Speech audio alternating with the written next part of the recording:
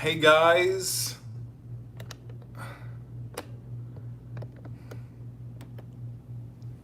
Hey guys, it is Greg with Apple Explained. Let me know if the audio sounds good, if the video's looking good.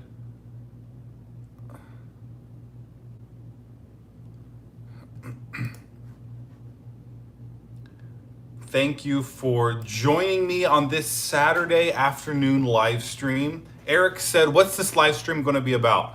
Well, I would like to talk about a number of current issues going on with Apple, like the Fortnite case, some Facebook drama. But I'm also here to answer your guys' questions. So I want to get to those as well. And keep in mind, there's a few ways to get your questions answered. There is usually about 200 people watching this live stream. We're already at like 170. So I can't answer everyone's question. But what you can do is send a super chat, which is a donation through the live chat box, and that'll highlight your question and it'll prioritize it when I'm looking through all the questions. Also, I'm going to add a link in the description of this video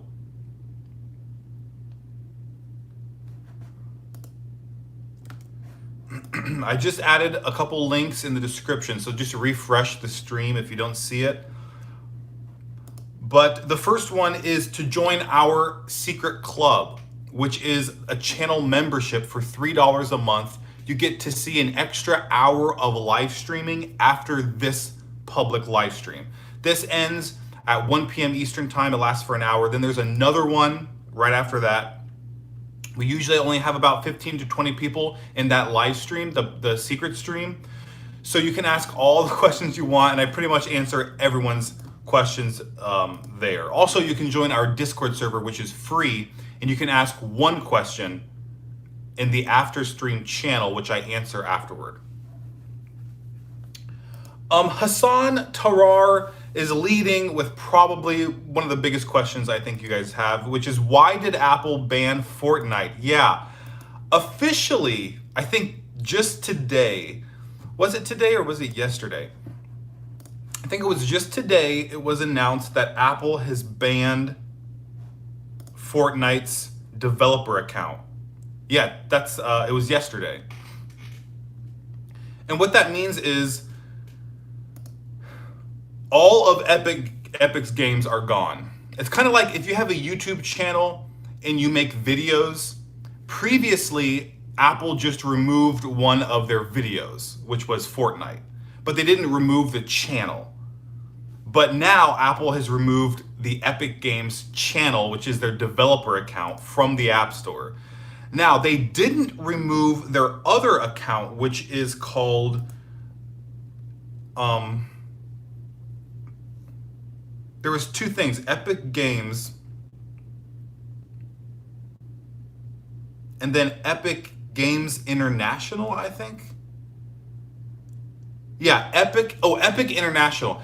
The Epic International account is still on the App Store because what that does is enables third-party developers, it enables other game developers to use Epic's Unreal Engine.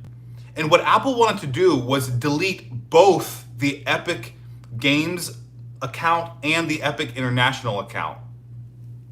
But the judge ruling over this legal case put a temporary restraining order on Apple saying you can't ban the Epic International App Store developer account because that's going to affect other apps that have nothing to do with Epic.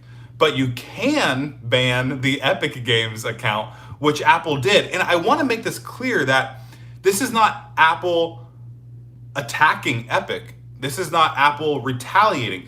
This is part of Apple's guidelines. This is part of the App Store process when you violate the rules. You get 14 days. Once you violate an App Store guideline, you have 14 days to resubmit your app to adhere to the rules before Apple bans your whole account, your whole developer account. And so that's what they did. Apple's been following the rules this whole time. That's my point. And Epic is the one trying to make it seem like this is some crazy like conspiracy against them, When, I mean, even the judge said, let me see. I think there's a quote here. The judge said, Epic created the situation and made a strategically and calculated move to breach App Store terms. Which is true. She's right. The judge is right. So yeah, this is getting so juicy. If you didn't see my podcast, I officially have a podcast channel. I just posted the first podcast last night. It's called Apple Explained Podcast. You can go to my channel. It's one of the channels in my like related channels tab or whatever. And I talk about this whole Fortnite thing. I go through the whole story because this has been a long development going back since June 30th. And I go through like step by step what's happened, how exactly this is all played out. And if you're interested in hearing that, make sure you check out that podcast because I go in much more detail. All right, we have a super chat from Lenny Face. Thank you for that $5 UK super chat, Lenny Face. They said, will you upgrade to Apple's ARM Max? It depends. It depends. It depends if it's a big update. It depends if it gets the redesign we all expect. I'm just going to wait and see.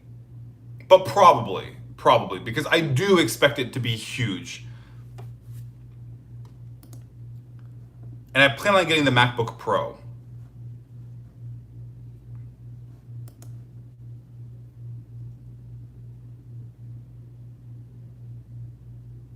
Seon said, why don't you ever make episodes for the podcast? This is a new podcast, Seon. This is like an improved thing. You can check it out. I have a Apple Explained Podcast YouTube channel. That's what I mean. A separate YouTube channel where I'm posting the podcast. Plus, I submitted it to the Apple Podcast platform, and hopefully it gets approved there.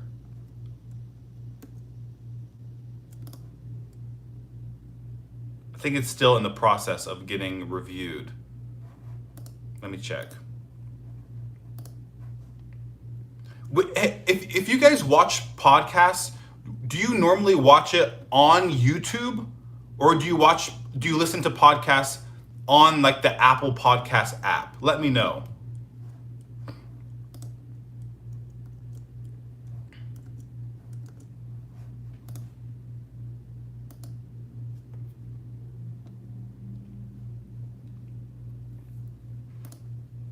FK97 said, why do you agree so much with Apple? Wait, I just lost the comment. Where is it? Why do you agree so much with Apple? Epic is trying to remove the 30% cut so other developers can earn more money. Yeah, that's true. Plus, some developers might even make their stuff cheaper. I don't believe that. I think they just want to make more money, like you said. The problem is the App Store marketplace is not free for Apple to run. I mean, it's very expensive and it's valuable. If you look at Amazon, if you look at Google, if you look at Apple, if you look at even Epic, please understand, Epic takes a cut for developers to use their Unreal Engine. It's a 15% cut, not a 30% cut, but we can have a discussion about how much of a cut is appropriate. Is 30% too much? Maybe it's too much. Maybe it should be 20%. Maybe it should be 15%. But taking a cut of sales on a platform you own and operate and host and developed and created and invested in is not unreasonable. You know what I mean? And what's frustrating is that Epic is not trying to have a conversation about how much should Apple charge. They're trying to have this is their demands. I mean, excuse me. Please understand Epic's demands, because it was not, please charge 20% or 15% for all developers because it's more reasonable. That's not what they said. And let me tell you exactly what they said if I can find my presentation here. They said,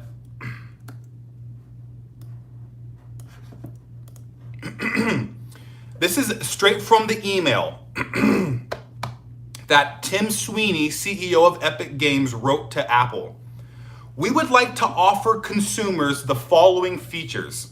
Number one, competing payment processing options other than Apple payments without Apple's fees in Fortnite and other Epic Games software. Please listen closely.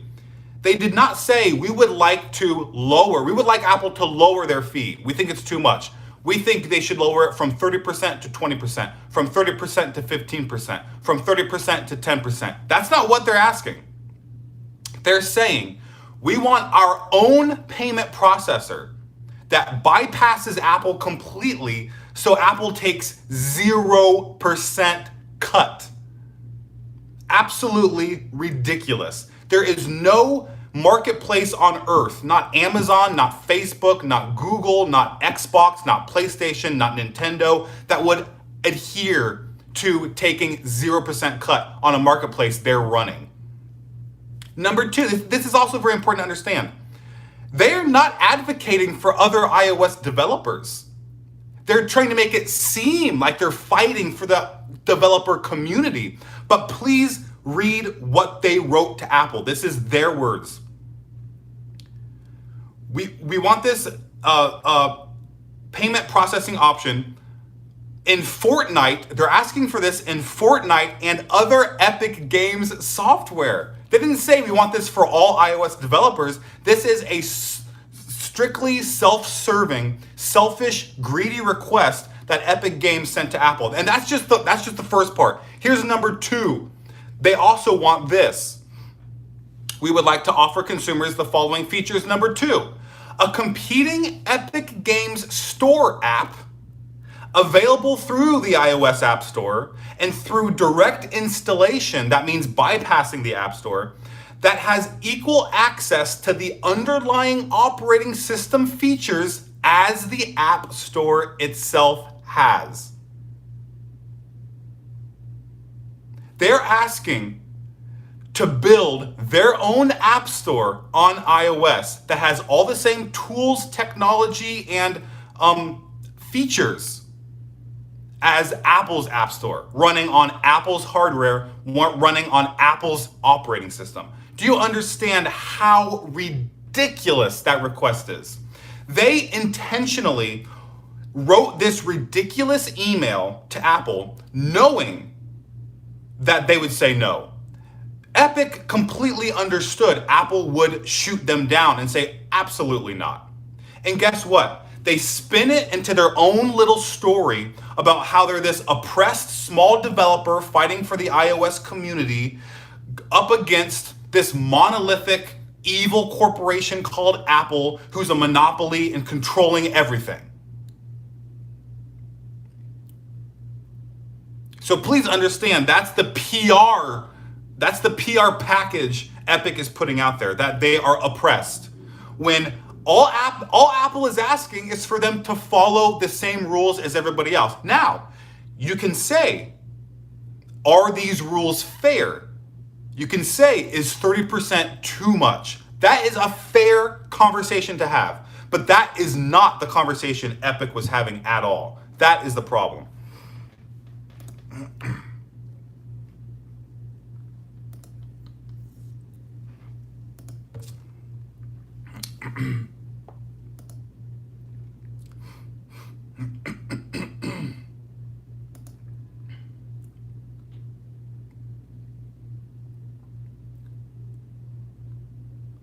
Eric Yoon said, which company is the biggest Apple rival, do you think?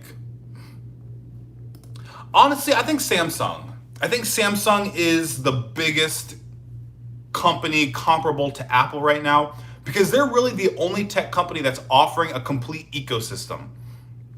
And I think they're doing it better than other companies like Google or Microsoft or Huawei. And they have a good hold on the smartphone market. They're doing fairly well in the smartwatch market. they have some room to improve in the tablet market.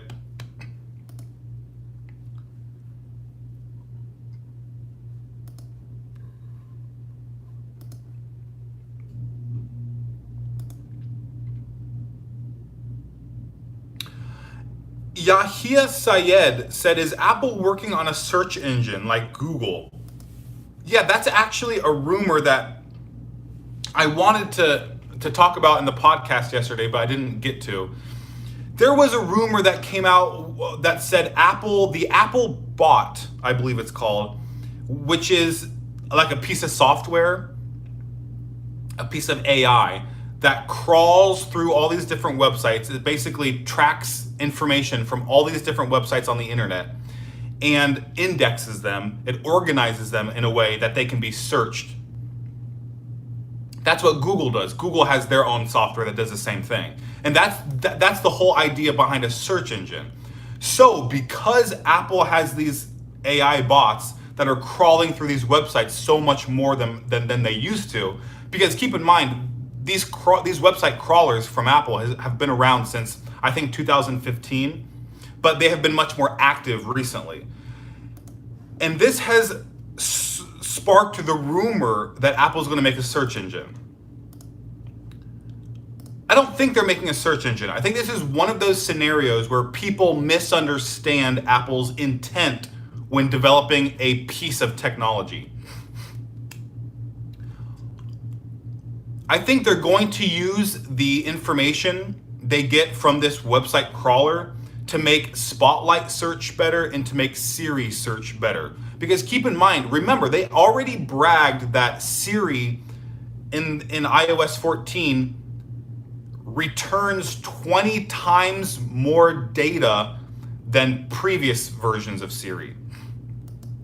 So they're emphasizing search results, accurate search results, reliable search results with Siri. And that's an area where Apple needs to improve. I mean, Siri is way behind Google and way behind Cortana and way behind Alexa when it comes to returning search engine results. So I don't think they're actually making a search engine. Mr. Thank you for that $2 UK super chat. They said, how do you feel about Chadwick dying? Yeah, that was really sad news. I did not expect it at all. If you guys don't know, I think his name is Boseman Chadwick. He was the main actor in Black Panther. He was also in a movie I loved called...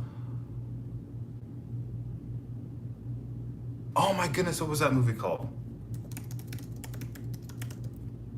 You guys should see that.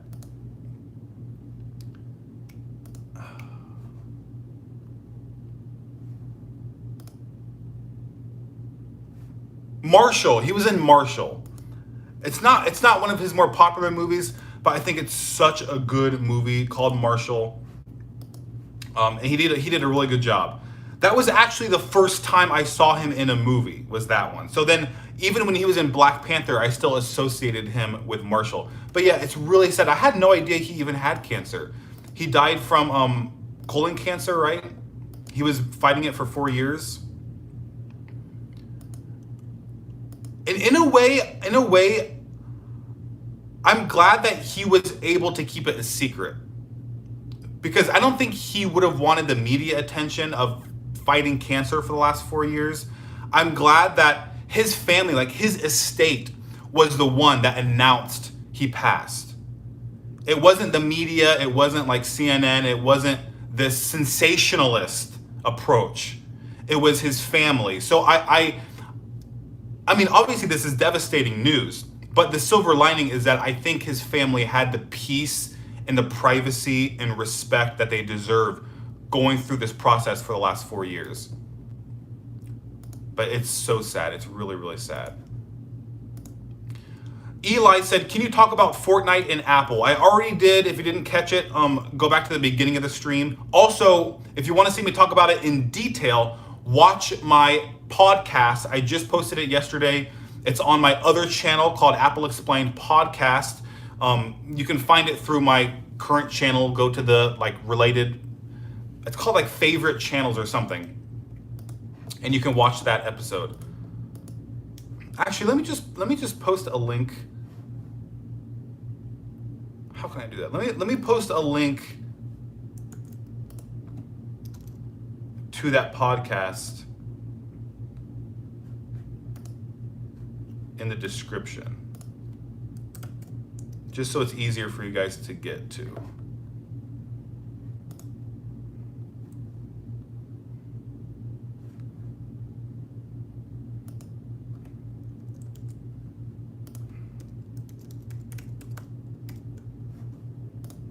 Okay, if you refresh the live stream, I just added a link.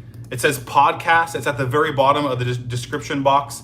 You can click that link. It'll take you straight to the podcast episode. You can subscribe to the channel from there and you can watch it. It's an hour long. I talk not only about Fortnite, I talk mainly about Fortnite.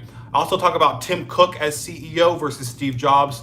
I talk about Apple Glass, and I talk about Apple's retail strategy versus like Microsoft's failed retail strategy. Talk about new Apple stores opening up. Talk about Apple in India. I talk about a lot of things in that episode. All right.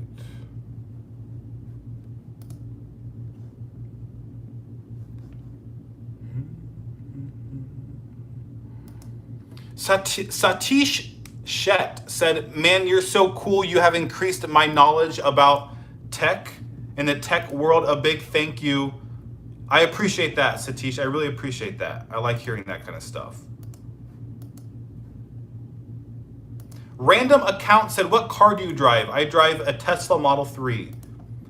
Mike the Dragon said, "Why does Apple get worse every generation? For example, no headphone jack. They remove ports on the Mac and they get more expensive." I mean, you're right that they do remove stuff, but they're not removing it just for the sake of it. What Apple does is they see where the future is headed and they want to get there as soon as possible. So if there's a technology that's in the declining stage of its life, because every piece of technology has, Steve Jobs said this, they have their own seasons. Like they have the spring where they're getting popular. They have the summer where it's widespread, everyone has it. Fall where it starts to descend, and then the winter when it just dies completely and the technology is no longer relevant or it's obsolete. So what Apple does is they try to choose technology that's in the spring where it's like on the rise. It may not be popular yet, but it's going to be because it makes sense from a user experience standpoint. But once that technology enters the fall, and it starts to decline, Apple will cut it off and move on to the next spring technology. And that's what makes people uncomfortable. Because even though the technology is in its fall season and it's on its way down, people are still using it for things. People still see it as necessary. And this has happened many, many times in Apple's history. The headphone jack is one example. Apple was the first company to remove it from a mass manufactured smartphone. Apple was the first major manufacturer to do it. They were also one of the first major manufacturers to remove the CD drive from the notebook. They did it with the original MacBook Air in 2008. And guess what? 90% of smartphones don't have headphone jacks anymore. Probably 99% of notebooks don't have CD drives anymore. They were also one of the first companies to move from the floppy drive to the CD drive with the original iMac in 1997, I believe.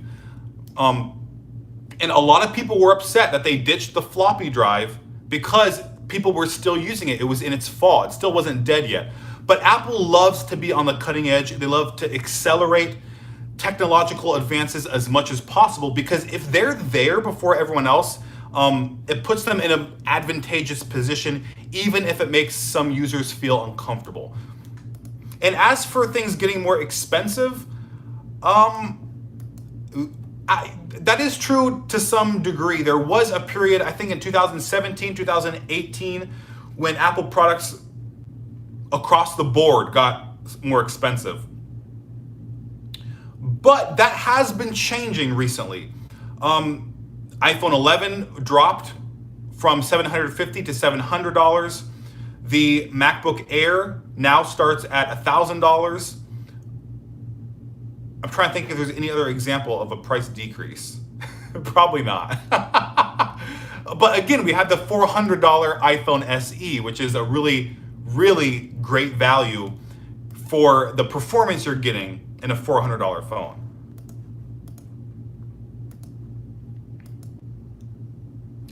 Johan Tung said, why does Apple not announce the September event invitation now? Does this kind of sign mean that Apple is very unlikely to hold a product announcement conference in September? I think the rumor was September 10th. Apple is rumored to hold an event on September 10th, and they usually announce, I think, a week in advance. And especially if there's no one going to be attending, if no one's going to attend, there's not going to be an audience, it really doesn't matter when Apple announces it, because people don't have to book flights and book hotels and make plans to go visit San Francisco, you know. But I think they'll announce it about a week in advance. So we should expect an announcement on or around the 3rd, maybe September 3rd.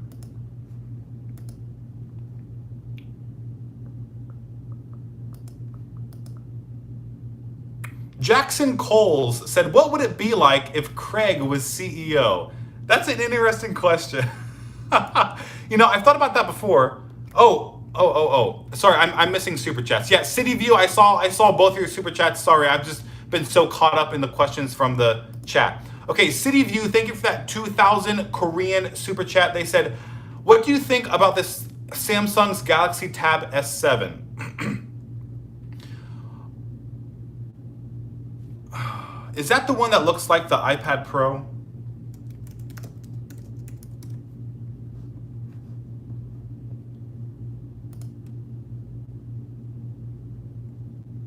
Is it? Is that the one? Yes, it is. Yes, it is. It looks exactly like an iPad Pro. That was my reaction. Like, wow, they really just copied the iPad Pro straight up.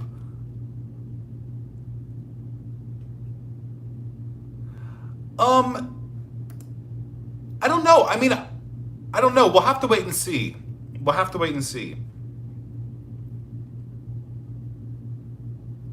Even the antenna lines is like the iPad Pro.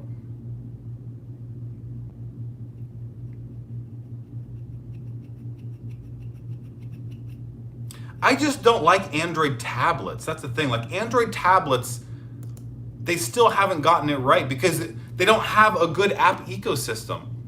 And if you don't have good apps to support a larger display form factor, then what's the point of using something with a larger display?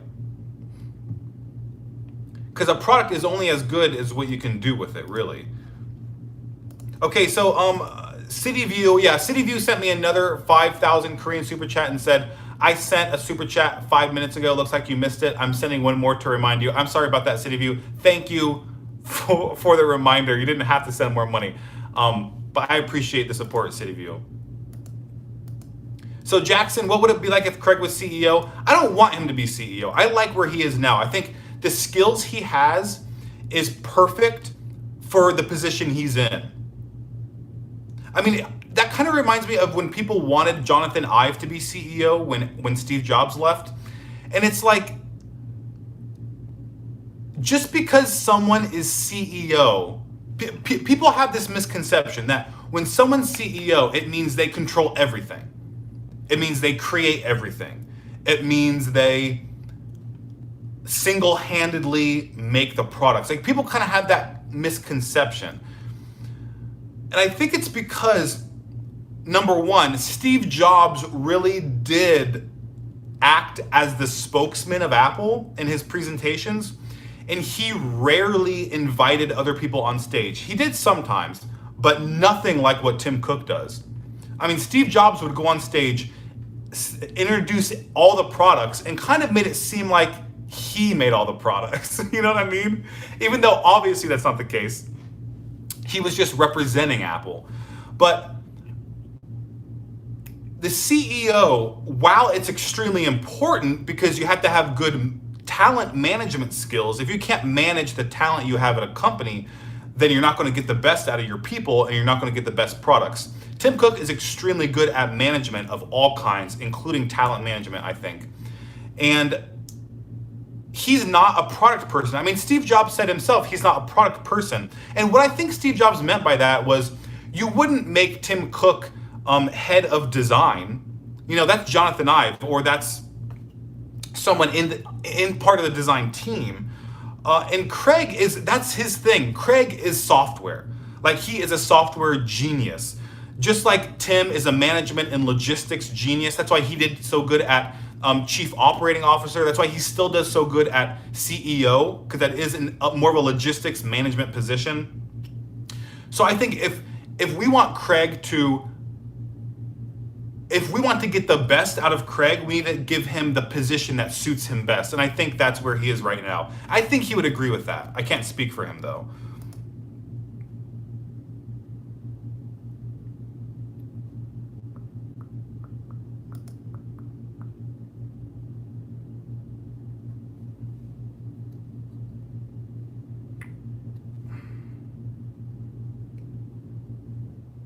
Diego Chavez said, what do you think about Apple making two iPhones that are the same size? Do you think it's going to be a smart move?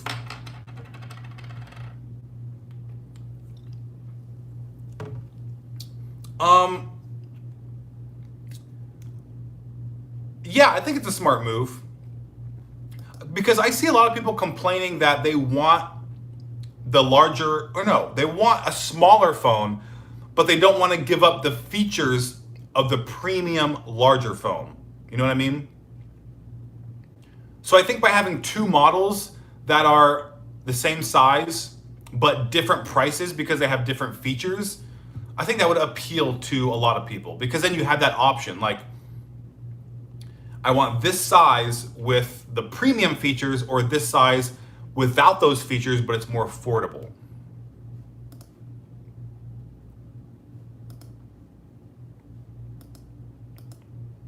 Jaskaron said, what do you think about the Epic versus Apple debate?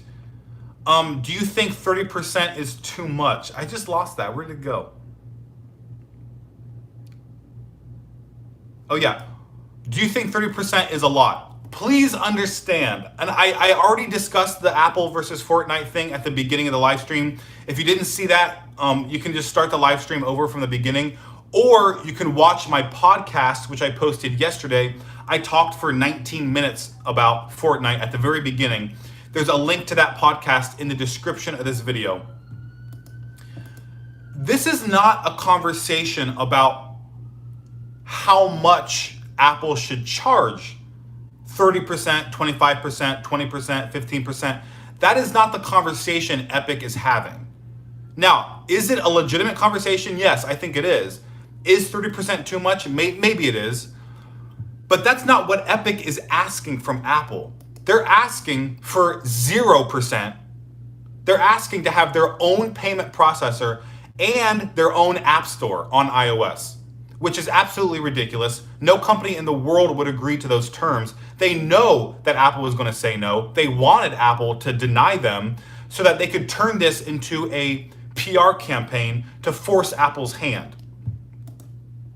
It's very dirty. It's very dirty. And the judge already said this. I mean, the judge agreed with me. She said, you put yourself in this position, Epic. You're the one that dug yourself into this hole, basically. I'm paraphrasing. So you're going to have to reap what you sow. And I agree, reap what you sow, because they went about this completely the wrong way. It was completely disrespectful.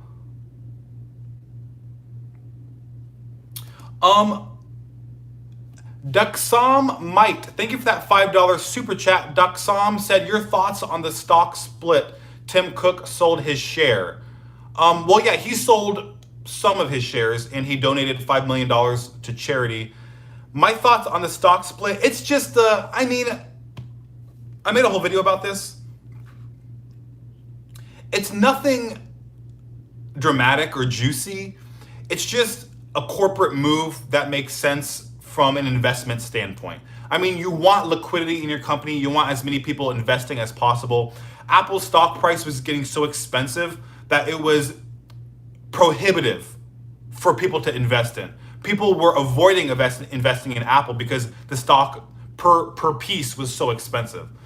So they split it, and that effectively doubles the amount of stock Apple has, but reduces the price of each one in half, which makes it much easier to invest in.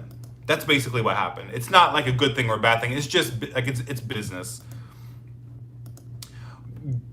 Google Peppa, thank you for that $2 super chat.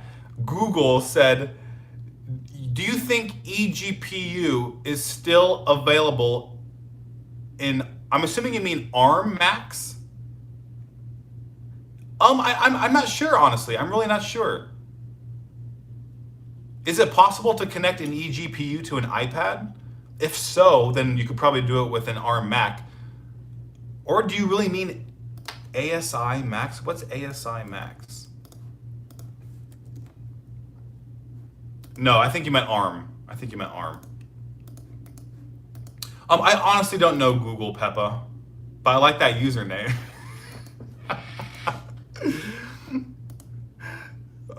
For some reason, I think probably not. I don't know. Because I've never really heard it be a thing for an iPad.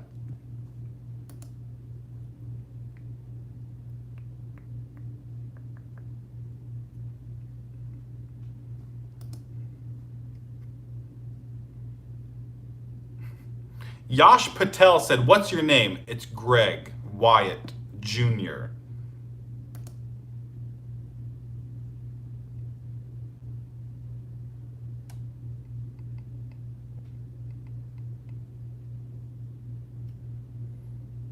Kavitha Sana said, what are your thoughts on Elon Musk's Neuralink demo? It was interesting. If you guys don't know, Elon Musk has this other company called, he's the CEO of Tesla and CEO of Solar City. He co-founded PayPal. He made this other company called Neuralink. And they're creating this device that you can put in your brain, and it reads, let me make sure I'm getting this right. It reads brain activity. It reads your brain signals and can like send brain signals. And he wants, the reason why he wants this to happen is because it could help people with spine problems, with paralysis, I believe. Because if it can send those signals for you to move your body that you can't move with your own brain, I honestly don't know what I'm talking about. It's something like that. I think that's in the realm of the truth. But it's very interesting. I just don't know anything about that kind of stuff, because you're kind of you're moving from technology into like biology and healthcare stuff that I just don't really know. Google Peppa sent another $2 and said, it's me, Ma. Oh, it's Ma. You changed your name. ASI means Apple Silicon. Oh, is that what people are using? I have never seen that acronym. I would just say ARM. Alberta H, thank you for that $2 super chat. Alberta said, will you tell me how old you are? I'm 27.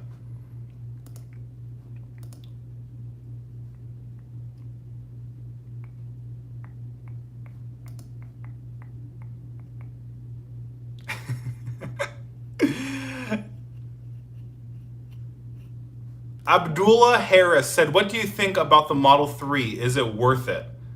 I mean, it's expensive. If you have money to waste on a luxury car, then yeah, I love it. I think it's the best luxury car you can buy. Just keep in mind, it's not like a road trip car. So if you're driving long distances on a regular basis, like you're traveling across, you're going to other states, you're taking long trips, it could get annoying because you will have to stop and charge, every couple hours. And charging can take, half an hour, 20 minutes to half an hour every time. So it can make your trip longer. But in terms of the car itself, just day to day, it's incredible. I love it. I've never been into cars, but this is the first one. I know people have said this before, but it feels like going from like a flip phone to an iPhone. It's like that. Like the technology, the simplicity. It's really, really incredible. I've never seen anything like it. But of course, any car is a waste of money, especially a luxury car. It is a waste of money. Cody said, any point of buying an iPhone 11 right now or just wait for the iPhone 12?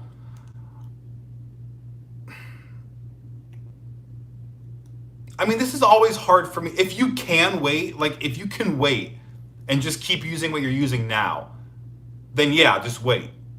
Because you'll probably only have to wait another 30 to 60 days before Apple comes out with the next iPhone. But like if you need a phone right now, like you don't have, like your phone isn't working or whatever, then just buy it now. I really believe in just buying something when you need it. Because there's always going to be another thing. There's always going to be the next iPhone. There's always going to be the next update.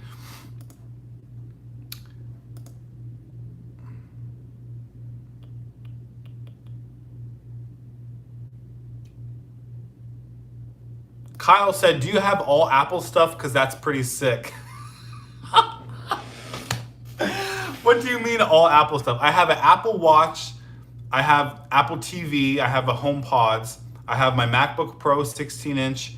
I have my iPhone. Did I say iPhone? I have AirPods. I have iPad Pro. So I have a lot of Apple stuff, and it is pretty sick.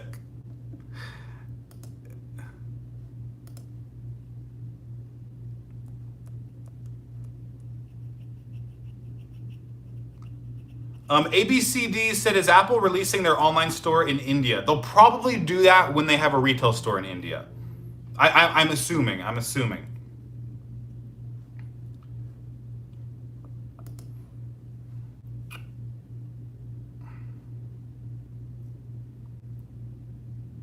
Someone said, what are your thoughts on the Tesla Cybertruck?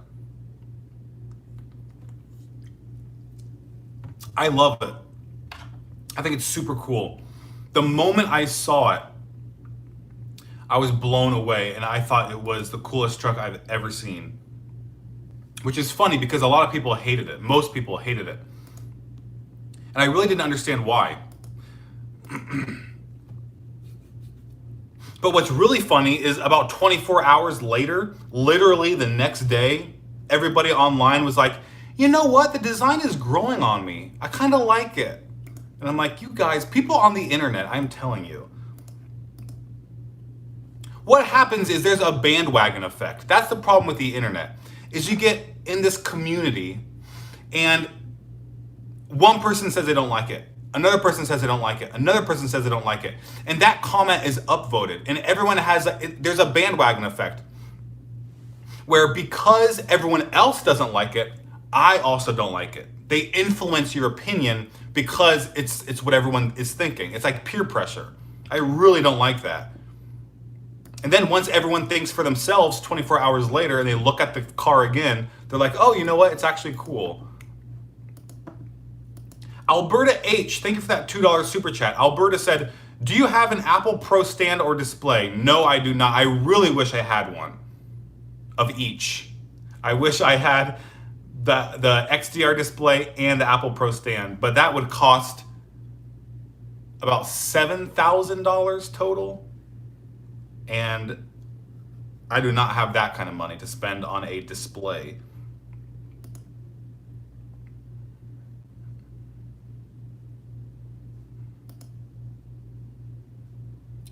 Hello Kitty said, you said you were born on January 23rd, 1997. I remembered. That means you're 23. Hello Kitty, I think you got a couple of those numbers mixed up. It's actually January 27th, 1993, not 23rd, 1997.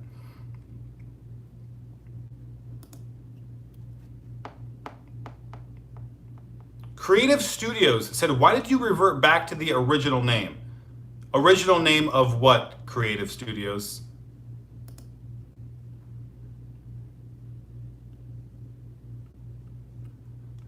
Jordan Brown said, what do you think about the future of macOS in regards to ARM? Do you think Big Sur will find its way onto an iPad?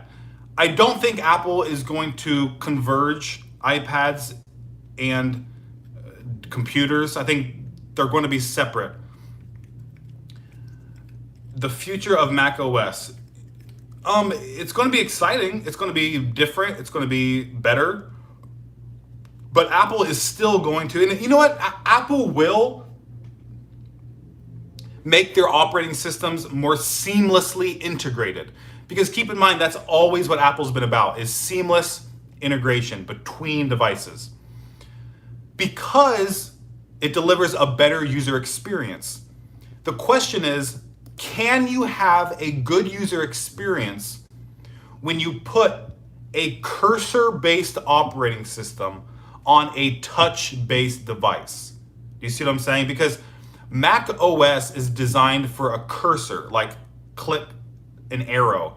And that's a much higher level of precision to click on buttons and to make selections than your finger when you touch the screen of an iPad. And that's why a lot of people who buy these Microsoft Surface combo devices, where Microsoft's trying to combine a notebook and a tablet into one, they often, well, they tell me at least, they often tell me, this has a touch screen, but I never use it. I just use the trackpad and the keyboard. Or if you see notebooks that have a touch screen, people say, oh, I didn't even know my PC had a touch screen because I just used a trackpad. Because it's not a good experience, and customers don't have to know this. They can just unconsciously understand it when they're using a product, that it's much easier to use a cursor in a cursor-based operating system than trying to use your finger and manipulate things that would be very difficult, that would be very inconvenient. Now the question is, can Apple put a touch-based operating system on a computer? I think that's more likely, because we already kind of saw it with the iPad Pro and its Magic Keyboard accessory. Apple was able to make a little circle cursor, and you can use that with a trackpad to click around iOS, you know what I mean, iPad OS, with a cursor for the first time. And it works pretty well. It works a lot better than vice versa.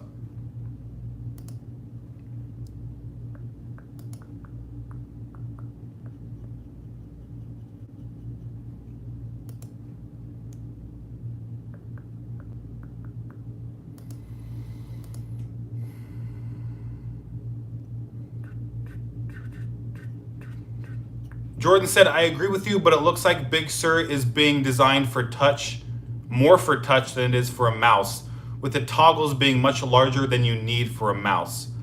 Yeah, maybe. I mean, they're making it larger.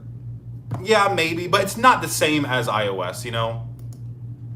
And keep in mind, it is easier to have more space to click something even with a mouse, you know what I mean? It is nice, it's easier to have a bigger click target even with a mouse.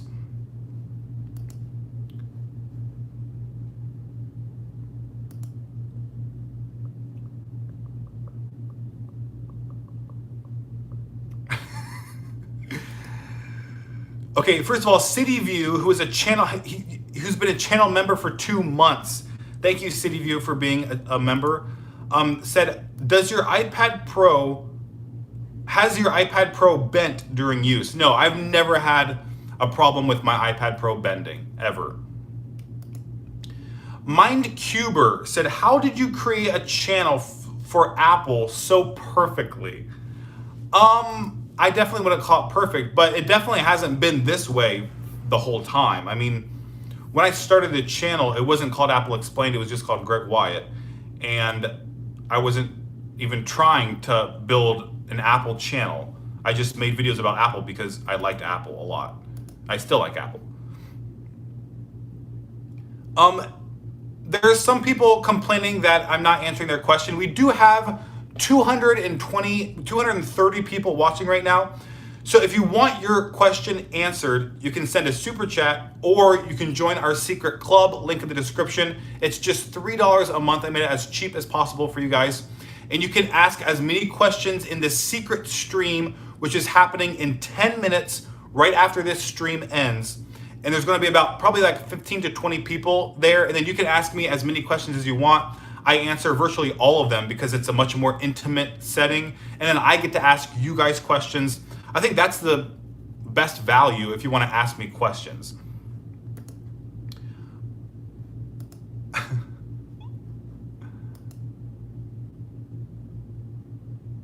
Joshua Miller said, is there honestly a good advantage of iPad Pro over the standard iPad?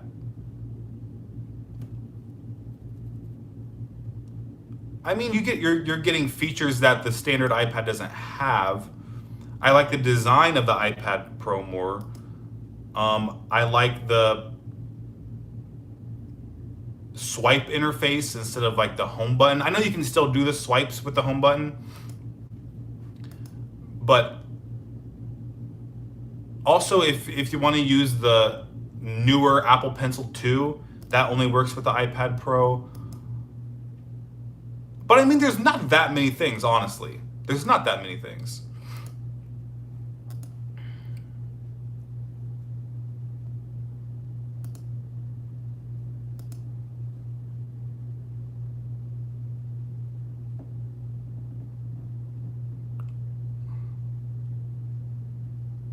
Zeal Patel said, why was Jobs' mindset in the 90s?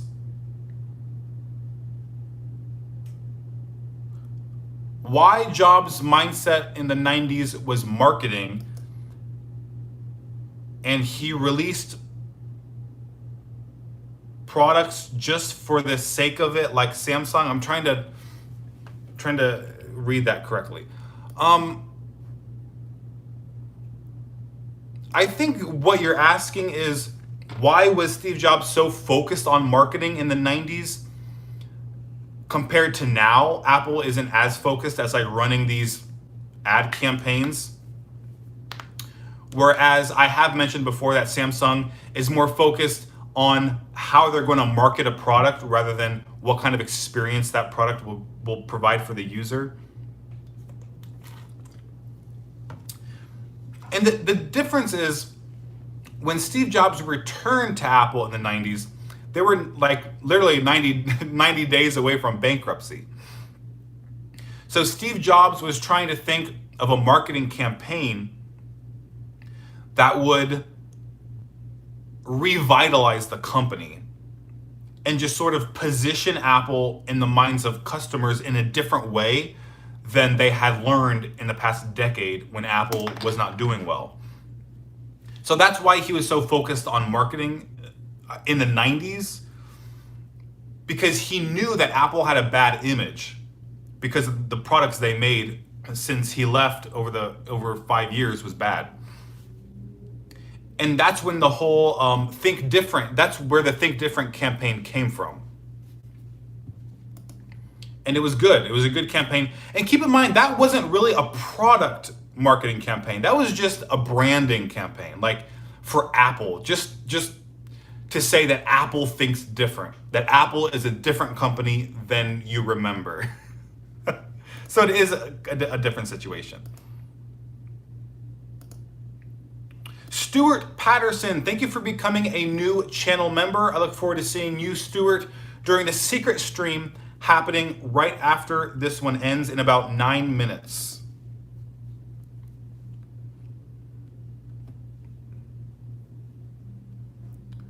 Aaron Cortez, thank you for that $3 super chat. Aaron said, what new iPhone will you be getting? You know, that's a good question, Aaron. I'm not really sure, because they're making that really small iPhone. Rumors say they're making a small 5.4-inch iPhone with the same kind of design, the notch design. And that's really interesting because I kind of miss having a small phone. I kind of miss just the comfort of having a small phone. On the other hand, it is nice having a big screen. It's very nice. So I'm gonna have to wait until I see them in person and I try them out in person and see which one I prefer.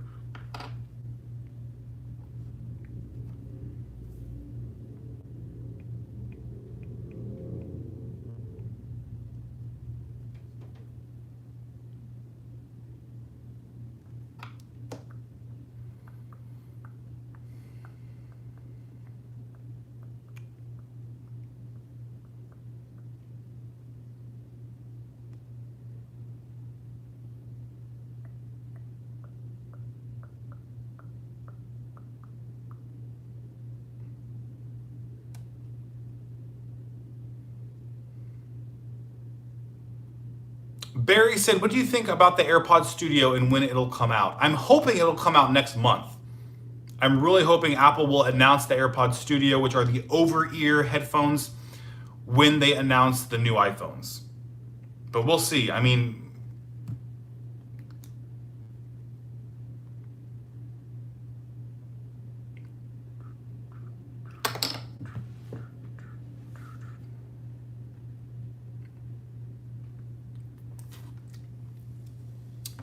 Eric Yoon said, how many iPhones do you have now?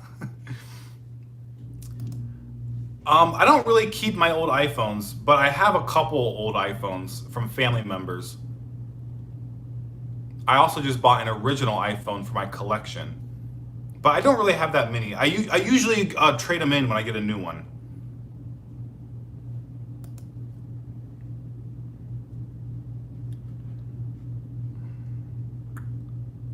Zaryab Khan said, what do you think about Apple glasses?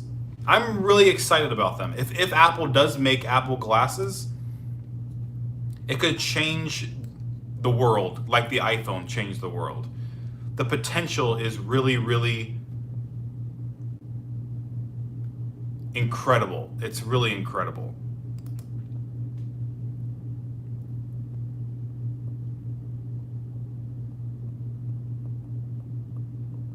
Oh yeah, Joshua said the reason why I asked about iPads is because I'm happy with my 7th gen iPad other than the absence of Face ID. Yeah, I love Face ID. That's another big thing about my iPad Pro is the Face ID.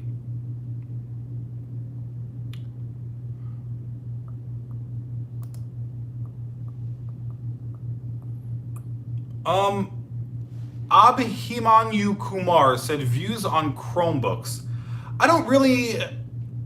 I've never used a Chromebook. They're used in schools a lot. That's all I know. They're a web-based computer.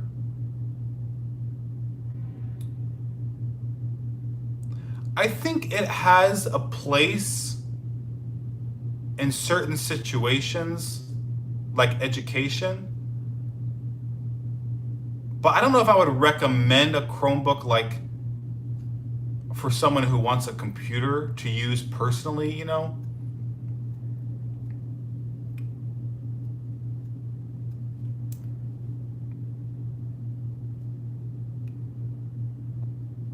It kind of, honestly, Chromebooks kind of remind me of netbooks. Do you guys remember the netbook? They were popular right before the original iPad came out. And the iPad basically killed the netbook industry. And they were really cheap laptops, but they were tiny. The software was awful. The displays were awful. The keyboard was, I mean, everything about it was just bad. The only good thing about them was that they were very portable and cheap. But no one really liked them. Like, no one said, oh my God, I love my netbook. And that's why when the iPad came out, it destroyed them. Because people would rather buy an iPad than a netbook. It's a lot, it can do more and it's easier to use and it's still mobile and it's still affordable.